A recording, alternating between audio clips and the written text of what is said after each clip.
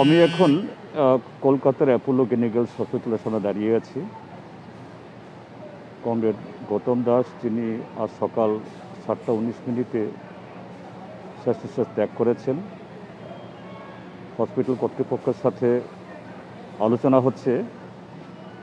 যেহেতু উনি মারা যাওয়ার 48 ঘন্টা আগে তিনি নেগেটিভ হয়েছেন, কাজেই তার বডি ত্রিপুরাতে পাঠানো যাবে কিনা শেষ শ্রদ্ধার জন্য।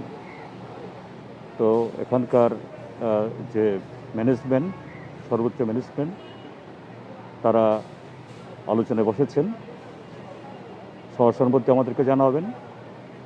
এটা হলে পরে বডি নেওয়ার জন্য যা প্রয়োজনীয় প্রসেসিং করতে হয় তা আমরা করব, এবং আজ সন্ধ্যার মধ্যেই আমরা আগরতলাতে নিয়ে আসব। এখানে আমি এবং আমাদের দিল্লি দেশের কথা কমরেড দ্বিজেন সিনহা আছেন, এবং আমাদের পশ্চিমবাংলার কমরেডরা এখানে আছেন। সবাই এখানে এসছেন, এবং হাসপাতাল কর্তৃপক্ষও আমাদেরকে সহযোগিতা করছেন। তারা দেখবেন খুব দ্রুত এই বডি ক্লিয়ারেন্স দেবেন কিনা, তার সিদ্ধান্ত জানাবেন।